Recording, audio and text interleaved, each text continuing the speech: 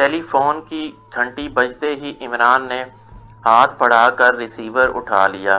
Ali Imran MSc DSc آکسن بول رہا ہوں، عمران نے کتاب سے نظریں ہٹائے بغیر جواب دیتے ہوئے کہا۔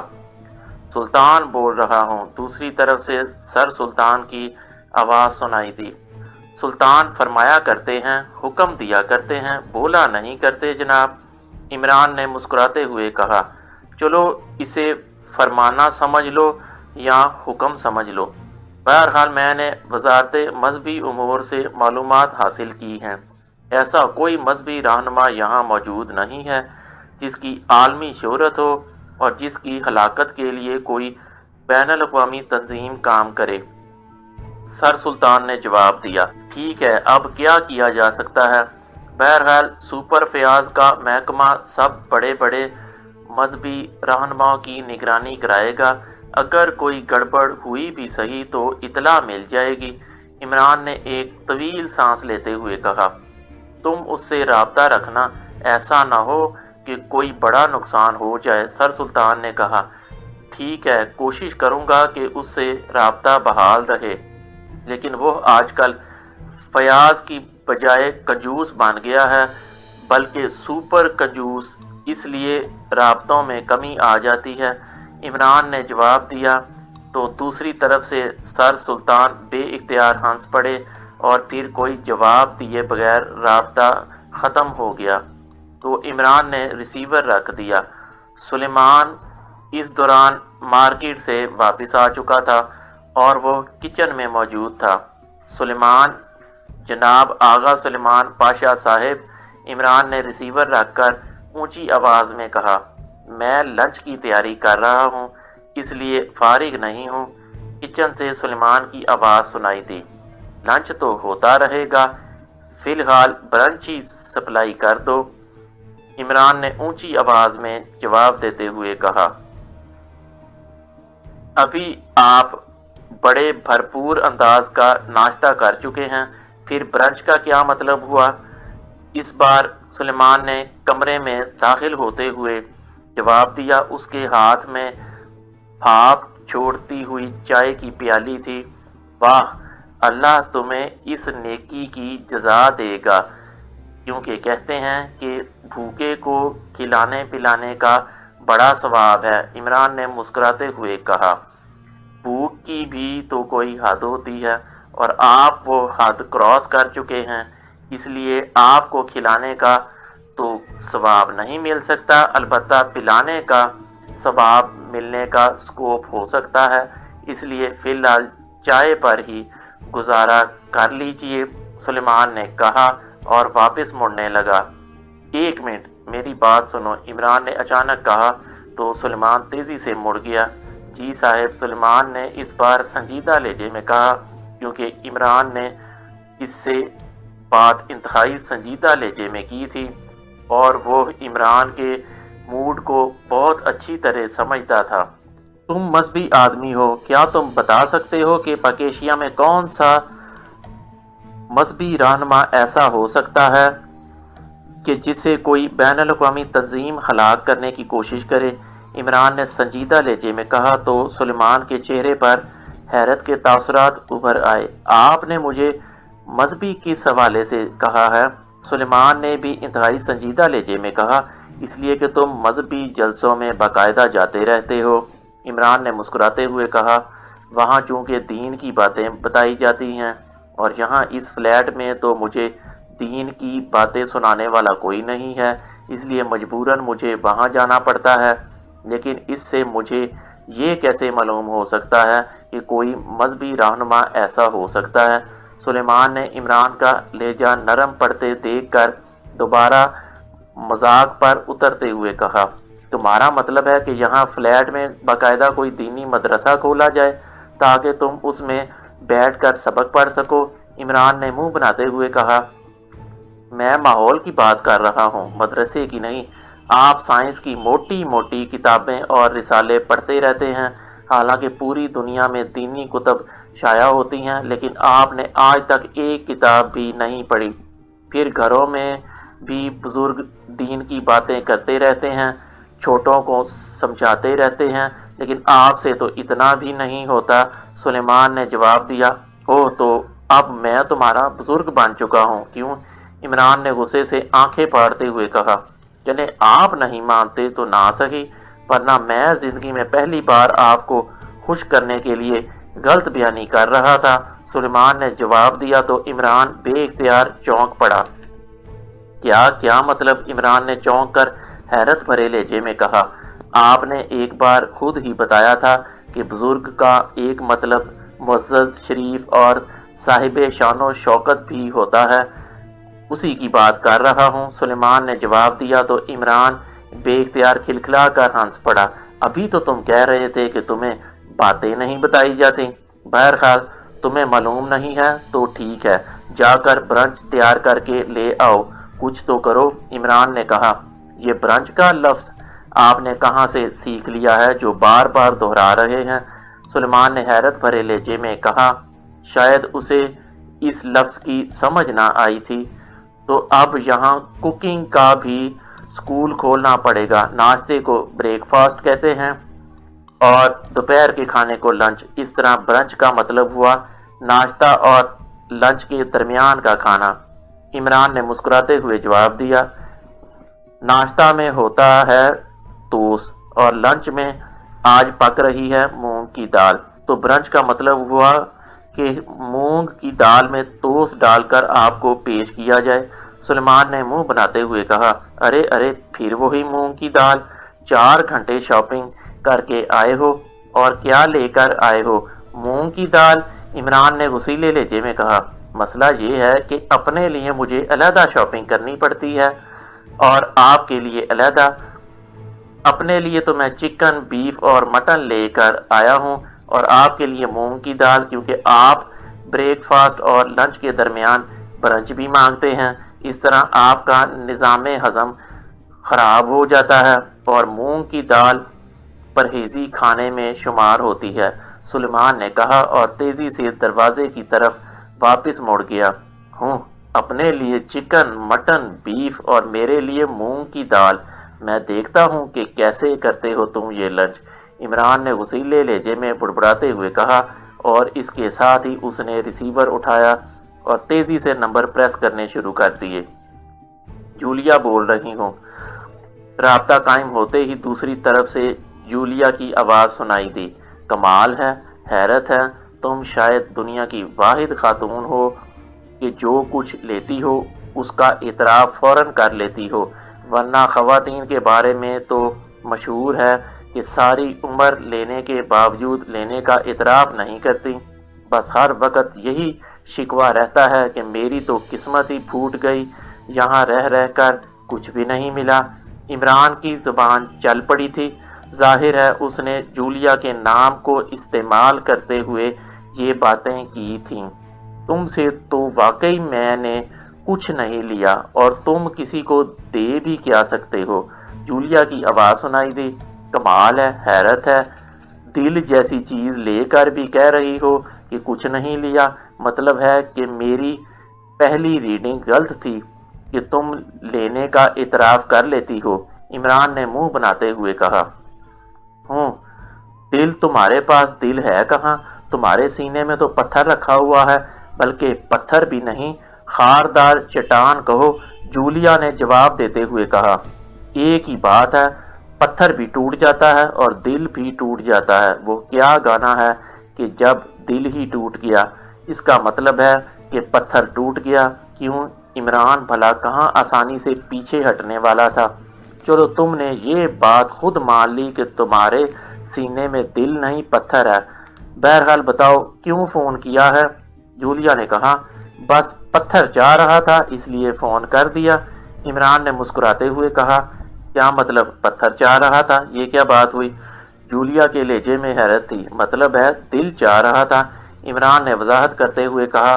کیا واقعی تمہارا دل چاہ رہا تھا مجھ سے باتیں کرنے کے لیے؟ جولیا کا لہجہ یکلخت جذباتی سا ہو گیا اور عمران نے بے اختیار سر پر ہاتھ پھیرنا شروع کر دیا۔ اب کیا بتاؤں جولیا، سب کچھ بتا بھی نہیں سکتا، عمران نے ایسے لہجے میں کہا جیسے کچھ بتاتے بتاتے رک گیا ہو۔ کیوں نہیں بتا سکتے؟ کیا تم ڈرتے ہو کسی سے؟ جولیا نے تیز لہجے میں کہا۔ ہاں، ظالم سماج سے ڈر لگتا ہے۔ ہیر رانجھا کا کیتو اور شیریں فرہاد کا بادشاہ پرویز سامنے آ جاتا ہے۔ عمران نے بھی جذباتی لہجے میں جواب دیا۔ کوئی ضرورت نہیں ہے ڈرنے کی، سمجھے؟ جو کچھ کہنا ہے کھل کر کہا کرو، جولیا نے اور زیادہ جذباتی ہوتے ہوئے کہا۔ تو پھر کھل کر سن لو کہ میں تنویر کو گولی مارنے جا رہا ہوں، عمران نے کہا۔ اور X2 تمہیں گولی مار دے گا پھر؟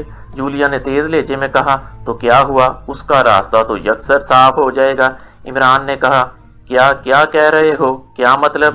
جولیا نے چونک کر کہا۔ مطلب یہ کہ X2 کا راستہ صاف ہو جائے گا اور وہ اطمینان سے تمہارے سر پر ہاتھ رکھ کر وہ ڈائلاگ بول سکے گا جو فلموں میں باپ اپنی بیٹی کی رخصتی کے وقت اس کے سر پر ہاتھ رکھ کر بولتے ہیں، عمران نے کہا۔ تمہارا مطلب ہے کہ تمہارے بعد میں کسی اور سے شادی کر لوں گی؟ یہ کیا بکواس ہے؟ کیا اسی لیے تم نے مجھے فون کیا تھا؟ نان سینس، دوسری طرف سے چیختے ہوئے لہجے میں کہا گیا، اور اس کے ساتھ ہی ریسیور رکھ دیا گیا تو عمران بے اختیار مسکرا دیا۔ اس نے کریڈل دبایا اور ٹون آنے پر اس نے ایک بار پھر نمبر ڈائل کرنے شروع کر دیے۔ اس بار کافی دیر تک گھنٹی بجتی رہی اور پھر ریسیور اٹھا لیا گیا۔ جولیا بول رہی ہوں، جولیا کی اسپاٹ آواز سنائی دی۔ علی عمران بول رہا ہوں مس جولیا، X2 تک ایک پیغام پہنچانا ہے اور میں اس لیے براہ راست اس سے نہیں کہنا چاہتا کہ وہ یہ سمجھے گا کہ میں اپنی مفلسی کی وجہ سے چیک حاصل کرنے کے لیے خواہ مخواہ کا کیس بنانے کی کوشش کر رہا ہوں، عمران نے اس بار انتہائی سنجیدہ لہجے میں کہا۔ اوہ، کیا پیغام ہے؟ جولیا نے چونک کر پوچھا۔ اس کے لہجے میں بھی سنجیدگی تھی۔ حکومت کی طرف سے ایک فائل سینٹرل انٹیلیجنس کو بھجوائی گئی ہے جس میں بتایا گیا ہے کہ سینڈی زوم نامی کوئی تنظیم پاکیشیا میں کوئی مشن مکمل کرنا چاہتی ہے، اور سینڈی زوم ایسی تنظیم ہے جو بڑے بڑے مذہبی رہنماؤں کو ہلاک کرتی ہے، ہر مذہب کے رہنماؤں کو۔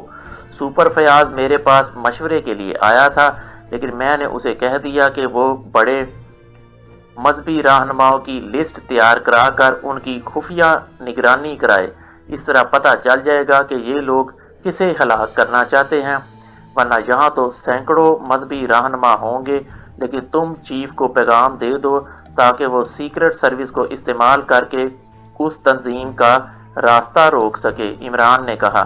لیکن یہ پیغام تم خود بھی تو دے سکتے تھے، کیونکہ یہ کوئی خواہ مخواہ کا کیس بنانے والی بات تو نہیں ہے، باقاعدہ حکومت کی رپورٹ ہے، جولیا نے کہا۔ اوہ، اصل بات وہی ہے کہ سپر فیاض واقعی فیاض ہے، جبکہ چیف کو تو تم جانتی ہو کہ وہ اینٹی فیاض ہے۔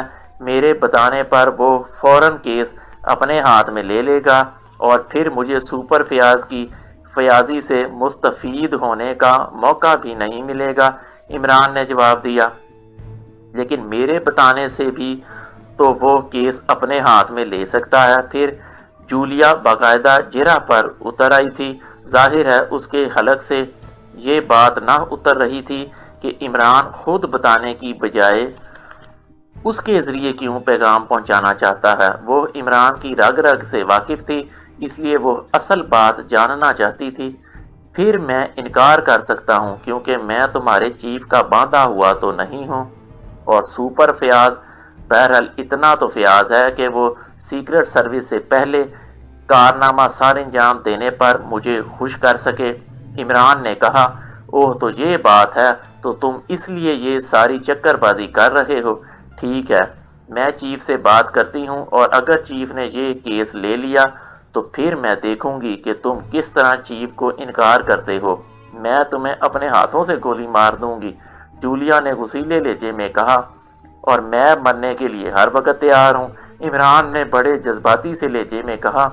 خدا نہ کرے مرے تمہارے دشمن، یکلخت جولیا نے رک کر انتہائی جذباتی لہجے میں کہا، اور اس کے ساتھ ہی رابطہ ایک بار پھر ختم ہو گیا۔ تو عمران نے مسکراتے ہوئے ریسیور رکھ دیا۔ اسے معلوم تھا کہ جولیا اب بلیک زیرو کو سب کچھ بتا دے گی، اور بلیک زیرو سمجھ جائے گا کہ عمران ابھی کیس کو انٹیلیجنس کے پاس ہی رہنے دینا چاہتا ہے، اس لیے وہ کیس نہیں لے گا۔ گو اسے معلوم تھا کہ اگر وہ براہ راست بلیک زیرو کو کہہ دے تب بھی بلیک زیرو ایسا ہی کرے گا، لیکن پھر کوئی گڑبڑ ہو گئی تو وہ اس کا ناطقہ بند کر دے گا۔ اس لیے اس نے جولیا کی طرف سے یہ پیغام بھجوانے کا کھیل کھیلا تھا۔ ریسیور رکھ کر اس نے ایک بار پھر کتاب اٹھائی ہی تھی کہ فون کی گھنٹی ایک بار پھر بج اٹھی۔ ارے اتنی جلدی رپورٹ پہنچ بھی گئی، حیرت ہے، کیا تیز رفتاری کا زمانہ آ گیا ہے، عمران نے بڑبڑاتے ہوئے کہا اور ریسیور اٹھا لیا۔ Ali Imran M S C D S C Oxon بول رہا ہوں، عمران نے اپنی عادت کے مطابق کہا۔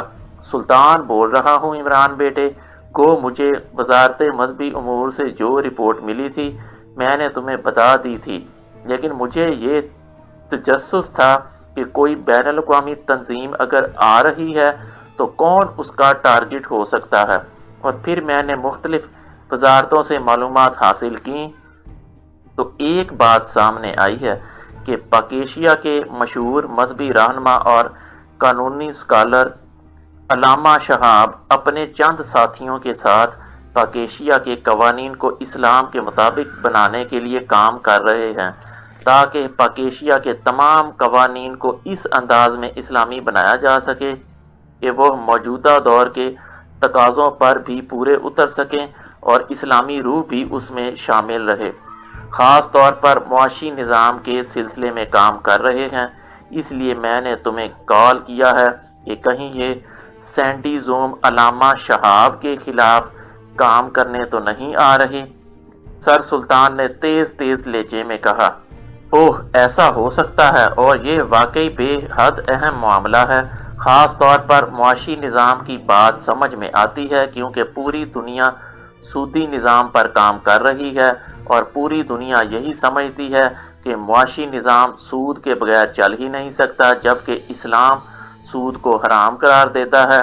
اس لیے اگر علامہ شہاب نے ایسا معاشی نظام تیار کر لیا ہے جو موجودہ بین الاقوامی تقاضوں پر بھی پورا اترتا ہو اور اسلامی آئیڈیالوجی کے بھی مطابق ہو، تو پھر پوری دنیا کے مسلم ممالک اسے اپنا لیں گے، اور اس کے بعد ظاہر ہے سودی نظام پر کاری ضرب لگے گی، اور شاید یہی بات اس تنظیم کو منظور نہ ہو۔ عمران نے مزید وضاحت کرتے ہوئے کہا، تمہاری بات درست ہے، اور جہاں تک علامہ شہاب کے بارے میں تفصیلات ملی ہیں وہ یقیناً ایسا کر لیں گے۔ وہ ان معاملات میں واقعی بین الاقوامی شہرت رکھتے ہیں، سر سلطان نے جواب دیا۔ یہ لوگ کہاں کام کر رہے ہیں؟ عمران نے پوچھا۔ دارالحکومت کے مضافات میں ایک قصبہ ہے ہاشم پور، اس میں ایک قدیم مسجد ہے، اس مسجد کے نیچے تہہ خانے ہیں جہاں اسلامی تحقیق کا کام ہوتا رہتا ہے۔ وہ لوگ وہاں کام کر رہے ہیں تاکہ دل جمعی اور سکون سے کام کر سکیں اور کسی قسم کی مداخلت نہ ہو۔ ویسے اسے خفیہ رکھا گیا ہے، مجھے یہی بتایا گیا ہے، سر سلطان نے جواب دیا۔ ٹھیک ہے، میں اب وہاں کسی ممبر کی ڈیوٹی لگا دوں گا، اگر کوئی مسئلہ ہوا تو پھر اس پر کام شروع کر دیں گے۔ عمران نے کہا، اوکے، اب میں مطمئن ہوں، اللہ حافظ۔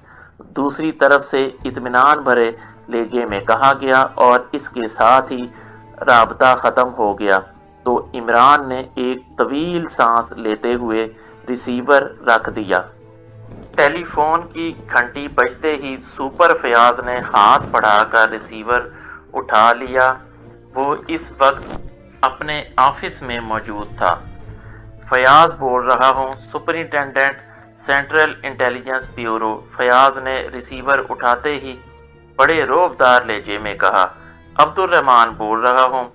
دوسری طرف سے سر عبد الرحمن کی گمبھیر آواز سنائی دی۔ یس سر، یس سر، سپر فیاض نے بری طرح بکھلائے ہوئے لہجے میں کہا۔ یہ اس کی کمزوری تھی کہ وہ سر عبد الرحمن کی آواز سنتے ہی بوکھلا جایا کرتا تھا۔ سینڈی زوم مشن کہاں تک پہنچا ہے؟ سر عبد الرحمن نے سرد لہجے میں پوچھا۔ जनाब मैं आपके हुक्म पर इमरान से मिला था, वो भी इस सैंडी जोम से वाकिफ ना था, इसलिए वो भी कुछ ना बता सका। अलबत्ता मैंने अपने तौर पर पाकेशिया के सब अहम मजहबी रहनुमाओं की लिस्ट तैयार कराई है। उनकी तादाद 20 है। अब इंटेलिजेंस उनकी निगरानी कर रही है। अगर सैंडी जोम ने कोई हरकत की तो जनाब हम उसे गर्दन से पकड़ लेंगे। सुपर फयाज ने सब कुछ अपने खाते में डालते हुए कहा, हालांकि उसे मालूम था कि मजहबी रहनुमाओं की निगरानी का मशवरा इमरान ने ही उसे दिया था। किस किस्म की हरकत? सर अब्दुर्रहमान ने और ज्यादा सर्द लहजे में कहा तो सुपर फयाज बे इख्तियार चौंक पड़ा। वो जनाब, मेरा मतलब है कि अगर उन्होंने किसी रहनुमा को हलाक करने की कोशिश की तो। सुपर फयाज ने एक बार फिर बौखलाए हुए लहजे में कहा, तुम्हारा मतलब है कि वो पहले कोशिश करेंगे, उसके बाद बाकायदा कत्ल करेंगे?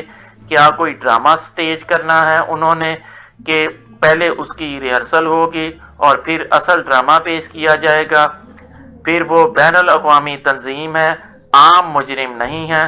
सर अब्दुर्रहमान के लहजे में गुराहट का उनसर उभर आया था। जज जनाब, वो पहले चेकिंग तो करेंगे, हम उन्हें फौरन पकड़ लेंगे जनाब। सुपर फयाज ने बुरी तरह बौखलाए हुए लहजे में कहा। किस तरह निगरानी कर रही है इंटेलिजेंस? तफसील बताओ। सर अब्दुर्रहमान ने कहा, जनाब 2 इंस्पेक्टर और सब इंस्पेक्टरों के ग्रुप्स कायम किए गए हैं। एक एक ग्रुप एक एक मजहबी रहनुमा की निगरानी कर रहा है। सुपर फयाज ने जवाब दिया। उनके फ़ोन वगैरह चेक हो रहे हैं? सर अब्दुर्रहमान ने पूछा। फ़ोन? ओह नहीं जनाब, इसकी तो ज़रूरत ही नहीं है। सैंडी जोम उन्हें पहले फ़ोन तो नहीं करेगी जनाब। सुपर फयाज ने कहा। वो उनके मामूलात से कैसे वाकिफ़ होंगे? डक्टा फ़ोन वगैरह या SVS जैसे आलात इस्तेमाल कर रहे हो या नहीं? सर अब्दुर्रहमान ने कहा, वो तो मजहबी लीडर हैं जनाब, मुजरिम तो नहीं है कि इन आलात की मदद से निगरानी की जाए। सुपर फयाज ने और ज़्यादा हैरान होते हुए कहा, लेकिन जिन लोगों ने उन पर हमला करना है वो तो तरबियत याफ्ता लोग होंगे। सर अब्दुर्रहमान ने जवाब दिया। यस सर, मैं अभी अहकामात दे देता हूँ सर। सुपर फयाज ने कहा, सुनो, ये केस पाकेशिया सीक्रेट सर्विस का बनता है, लेकिन मैंने खुसूसी तौर पर सर सुल्तान को कॉल करके ये कहा है कि इस केस को इंटेलिजेंस के पास रहने दें, हम इसे मुकम्मल करेंगे। इसलिए अब तुमने ये काम करना है और इसीलिए मैंने तुम्हें फ़ोन किया था कि तुम उस अहमक इमरान से राब्ता करो, लेकिन लगता है कि उसने जानबूझकर तुम्हें इनकार कर दिया है। बहरहाल जो कुछ भी है, तुमने उन मुजरिमों को गिरफ्तार करना है। मैं 2 रोज़ में वापस आ रहा हूँ। मुझे मुजरिम हवालात में मिलने चाहिए, वरना तुम जानते हो कि क्या होगा। दूसरी तरफ से गुर्राते हुए लहजे में कहा गया और इसके साथ ही राबता ख़त्म हो गया। तो सुपर फयाज ने इस तरह तवील सांस लिया जैसे फेफड़ों की बजाय पूरे जिस्म में भर जाने वाली हवा को इकट्ठा मुंह से निकालने की कोशिश कर रहा हो। मुजरिम हवालात में मिलने चाहिए, मैं जादूगर हूँ, नजूमी हूँ। सुपर फयाज ने रिसीवर रखकर कदरे गुस्सीले अंदाज में कहा, लेकिन दूसरे लम्हे इस ख्याल के तहत वो बे इख्तियार चौंक पड़ा कि अगर वाकई कोई मुजरिम ना पकड़ा गया तो सर अब्दुर्रहमान उसका ऐसा हशर करेंगे कि वो कहीं का ना रहेगा। अब क्या करूं? कहां से ये मुजरिम पकड़ूं? सुपर फयाज ने बे इख्तियार दोनों हाथों से सर पकड़ते हुए कहा। सर खैरियत है सर? अचानक एक आवाज़ दरवाजे की तरफ से सुनाई दी तो सुपर फयाज बे इख्तियार चौंक पड़ा। दरवाजे पर चपड़ासी हाथ में मशरूब की बोतल पकड़े अंदर दाखिल हो रहा था। ठीक है, सुपर फयाज ने बड़ी मुश्किल से अपने आप को कंट्रोल करते हुए कहा तो चपड़ासी ने बोतल उसके सामने रखी और तेजी से वापस मुड़ गया। اچھا بلا موڈ برباد کر دیا ہے بڑے صاحب نے، سپر فیاض نے بوتل اٹھاتے ہوئے کہا۔ اچانک اس کے ذہن میں ایک خیال آیا تو اس نے بوتل کو واپس میز پر رکھا اور ریسیور اٹھا کر اس نے تیزی سے نمبر پریس کرنے شروع کر دیے۔ علی عمران MSc DSc آکسن بول رہا ہوں۔ دوسری طرف سے عمران کی مخصوص چہکتی ہوئی شگفتہ سی آواز سنائی دی۔ تم فلیٹ میں بیٹھے چہک رہے ہو اور یہاں میری جان پر بنی ہوئی ہے۔ سپر فیاض نے پھاڑ کھانے والے لہجے میں کہا۔ ارے ارے کیا ہوا؟ کیا کوئی جن بھوت چمٹ گیا ہے؟ تم بے فکر رہو، کالے شاہ صاحب کی پڑی ہوئی مرچوں کی تھیلی سلیمان کے پاس ہے۔ ایک بار مرچوں کی دھونی دینے سے تمہارے سارے جن بھوت سر پر ہاتھ بلکہ سر پر پاؤں رکھ کر بھاگ جائیں گے۔ آزمائش شرط ہے، بھیجوں سلیمان کو، لیکن خیال رکھنا نذرانہ دینا پڑے گا۔ عمران کی زبان رواں ہو گئی۔ تم سے تو بات کرنی مصیبت ہے، دوسرے کی سنتے ہی نہیں، بس اپنی ہانکتے رہتے ہو۔ وہ تمہارے ڈیڈی میرے لیے اس وقت جن بھوت بنے ہوئے ہیں اور انہوں نے ابھی فون کر کے دھمکی دی ہے کہ اگر 2 روز کے اندر اندر سینڈی زوم کے مجرم نہ پکڑے گئے تو وہ میرا حشر کر دیں گے۔ اب تم خود بتاؤ کہ میں نجومی ہوں، جادوگر ہوں کہ 2 روز میں مجرموں کو پکڑ کر ان کے سامنے پیش کر دوں؟ سپر فیاض نے تیز تیز لہجے میں کہا۔ تم کیا کر رہے ہو؟ کچھ پتا تو چلے۔ عمران نے اس بار سنجیدہ لہجے میں کہا۔ میں نے کیا کرنا ہے؟ میرے حکم پر مذہبی رہنماؤں کی نگرانی ہو رہی ہے اور بس۔ سپر فیاض نے جواب دیا۔ کن مذہبی رہنماؤں کی؟ عمران نے پوچھا۔ مجھے کیا معلوم، انسپیکٹر بشیر نے لسٹ بنائی تھی، 20 تعداد ہے، ہوں گے کوئی۔ سپر فیاض نے جواب دیا۔ اور اگر سینڈی زوم کا ٹارگٹ ان 20 میں نہ ہوا تو پھر؟ عمران نے پوچھا۔ تو پھر میں کیا کر سکتا ہوں؟ اب میں پورے پاکیشیا کی تو نگرانی نہیں کرا سکتا، سپر فیاض نے جواب دیا، لیکن بغیر ٹارگٹ کے تم جو کچھ کر رہے ہو یہ تو اندھیرے میں تیر پھینکنے والی بات ہے۔ عمران نے خلاف معمول بڑے ہمدردانہ لہجے میں کہا۔ ہاں یہ تو ہے، لیکن اب ٹارگٹ کہاں سے تلاش کروں؟ سپر فیاض نے باقاعدہ رو دینے والے لہجے میں کہا۔ مسئلہ یہ ہے کہ اب تم اپنے نام سے الٹ ہو چکے ہو، اس لیے تمہیں ٹارگٹ کی تلاش میں مدد بھی نہیں دی جا سکتی، عمران نے کہا۔ تو سپر فیاض بے اختیار اچھل پڑا۔ کیا مطلب؟ کیا تمہیں معلوم ہے کہ ٹارگٹ کون ہے؟ سپر فیاض نے حلق کے بل چیختے ہوئے کہا۔ نرم لہجے میں بات کرو، کیا ہو گیا ہے تمہیں؟ کیا یہ شریفانہ طریقہ ہے بات کرنے کا؟ عمران نے کہا۔ اوہ اوہ عمران، تم بہت اچھے ہو، بڑے سمجھدار ہو، بہت پیارے دوست ہو۔ پلیز عمران میری مدد کرو پلیز۔ سپر فیاض بالکل ہی لیٹ گیا تھا۔ یہ کمرشل دنیا ہے سپر فیاض، جہاں منت، سماجت اور خوشامد سے کام نہیں ہوا کرتے۔ یہ دور تو ایک ہاتھ سے 2 اور دوسرے ہاتھ سے لو والا دور ہے۔ آخر سب نے اپنا گزارا تو کرنا ہی ہے۔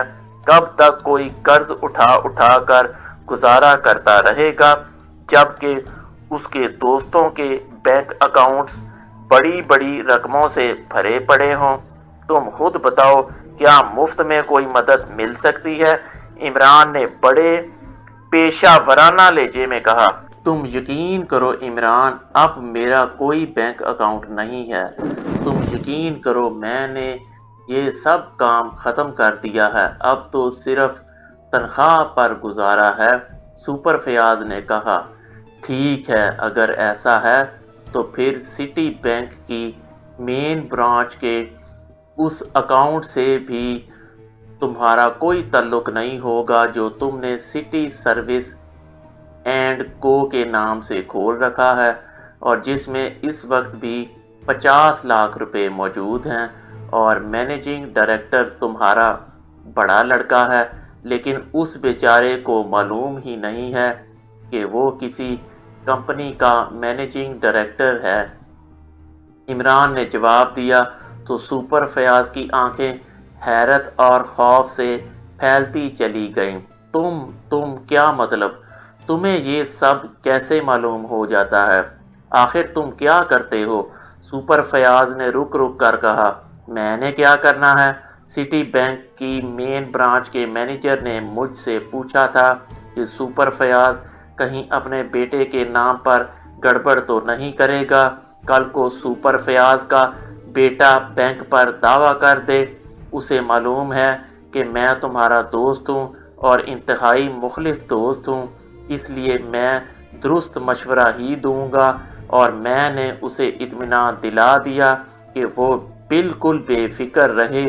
میرا دوست سپر فیاض بہت سچا اور کھرا آدمی ہے، عمران نے جواب دیا تو سپر فیاض نے بے اختیار ایک طویل سانس لیا۔ تم سے کچھ نہیں چھپایا جا سکتا، سپر فیاض نے کہا، میں نے تو کوئی بات تمہیں ایسی کی ہی نہیں، البتہ اگر تم کہو تو اس اکاؤنٹ کی تصدیق ڈیڈی سے کرائی جا سکتی ہے، کیونکہ مجھ سے زیادہ بہرحال وہ اپنے سپرنٹینڈنٹ کو جانتے ہوں گے۔ عمران نے کہا، تم کمینے ہو، تم بلیک میلر ہو، تمہیں شرم آنی چاہیے۔ سپر فیاض نے یک لخت انتہائی غصیلے لہجے میں کہا، ارے تصدیق تو ہوتی ہی رہتی ہے، اس میں اتنے غصے کی کیا بات ہے؟ پھر میں نے تم سے کچھ مانگا تو نہیں، تم تو خود مجھ سے مدد مانگ رہے ہو۔ عمران کی مسکراتی ہوئی آواز سنائی دی، ٹھیک ہے، میں تمہیں 10,000 روپے دے دوں گا، اب بتاؤ کون ہے ٹارگٹ، بتاؤ۔ سپر فیاض نے ایسے لہجے میں کہا جیسے 10,000 جرمانہ ادا کرنے کی بات کر رہا ہو۔ کیا ضرورت ہے اتنی بڑی رقم خرچ کرنے کی؟ آرام سے بیٹھ جاؤ، ڈیڈی آ کر خود ہی تم سے حساب کتاب کر لیں گے، عمران نے جواب دیا۔ سنو عمران، میں سچ کہہ رہا ہوں کہ میں نے یہ رقم اپنی آبائی زمین فروخت کر کے بینک میں جمع کی ہوئی ہے تاکہ برے وقتوں میں کام آ سکے۔ سپر فیاض نے کہا، چلو یہ اکاؤنٹ تم نے برے وقتوں کے لیے رکھا ہوا ہے، لیکن red star bank, Jaguar bank, اب کون سے نام گنواؤں؟ ان کے اکاؤنٹ تو یقیناً اچھے وقتوں کے لیے ہوں گے۔ عمران نے کہا، تم سے تو خدا سمجھے تم انتہائی خطرناک آدمی ہو، تم نہ جانے کیا ہو، سپر فیاض نے انتہائی بوکھلائے ہوئے لہجے میں کہا تو عمران بے اختیار ہنس پڑا۔ ارے میں تو تمہارا پیارا دوست ہوں، تم بے فکر رہو، اب دوستوں سے تو کمرشل بات نہیں ہو سکتی، یہ تو انتہائی گھٹیا پن ہے کہ دوستوں کی بے لوث خدمت کرنے کی بجائے ان سے سودے بازی کی جائے۔ تم بے فکر رہو، تمہیں ویسے ہی ٹارگٹ بتا دیتا ہوں، تم غور سے سن لو۔